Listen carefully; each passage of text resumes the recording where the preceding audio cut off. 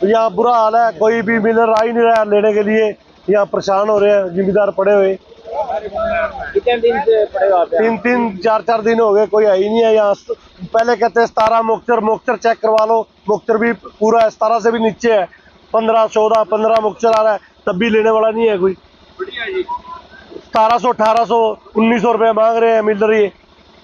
शर्मा जी, मैं आपके चैनल के माध्यम से ये कहना चाहता हूँ कि जो भी किसान भाई हैं वो उनके कट में जो जीरियां असल में तो बिक ही नहीं रही, किसान तो फिर भी कहीं ना कहीं समझौता करने को तैयार है कि थोड़ा सा 19-21 हो जाए। पर एक बात मेरी समझ में ये नहीं आती कि जो 2320 का ही पर्चा कट रहा है और किसान से 1700, 1800, 1900 में लिया जा रहा है, वो पैसा जो 2320 है ना सरकार के पास जा रहा, वो जो बीच का बैलेंस है वो किन लोगों की पॉकेट में जा रहा है? मेरी समझ में कहीं ये बात नहीं आ पा रही कि किसान के तो खाते से में 2320 की ही पेमेंट आएगी, पर वो जो उसको हकीकत में जो मिलता है वो उसकी वैल्यू का वो मिलेगा जो उसकी जीरी बिकी है, वो आड़ती के द्वारा या वो परचेजिंग हुई है, वो डिफरेंस कहाँ जाता है? शर्मा जी, मेरी समझ में ये सरकार की क्या पॉलिसी है?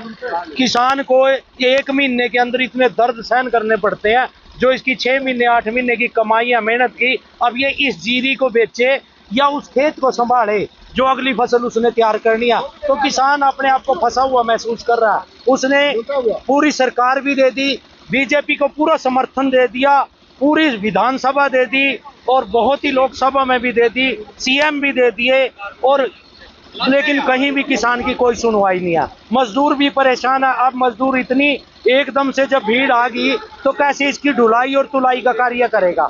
तो किसान अपने बहुत से कामों से पिछड़ चुका है और इस जीरी में अब की बार झाड़ भी कम है, रेट भी कम है, और जो मौसम की पिछले महीने मार पड़ी है किसान पे, उसका कौन मुआवजा भुगतेगा? इनके बच्चों की कैसे एजुकेशन होगी? मैं सरकार से भी सीधा सा सवाल है कि इन गरीब मजदूर असहाय किसानों मजदूरों की जरूर से जरूर सुनवाई हो और जल्दी से जल्दी करे। और हमारे विधायक जो एमएलए कबीरपंथी जी हैं, वो 4 बजे कह रहे थे उनको आना था। मैं तो बोलना चाह रहा था उनसे भी, यही क्वेश्चन मेरे उनसे भी थे।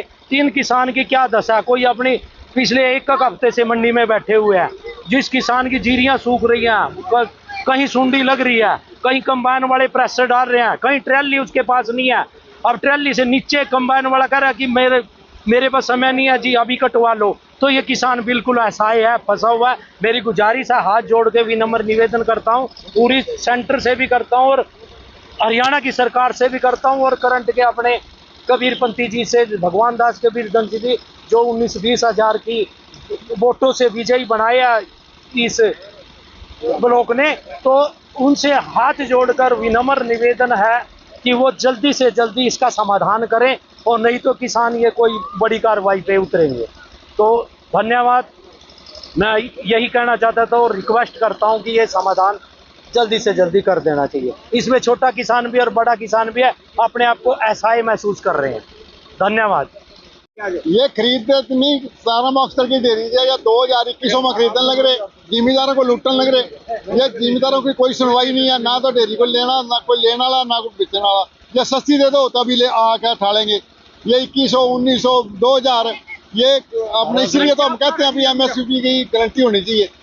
ये बहुत ज्यादा, ये नीलोखड़ी में भी, पहले नीलोखड़ी में कच्ची पर्ची नहीं थी, अब नीलोखड़ी में कच्ची पर्ची होगी। ये कच्ची पर्ची नहीं होनी चाहिए। अगर कच्ची पर्ची जो है लगातार रहेगी तो हम यहाँ धरना देंगे। गवर्नमेंट की खरीद होनी चाहिए, पक्की पर्ची में सारी फसल बिकनी चाहिए। जितनी भी फसल बिके पक्की पर्ची में बिके।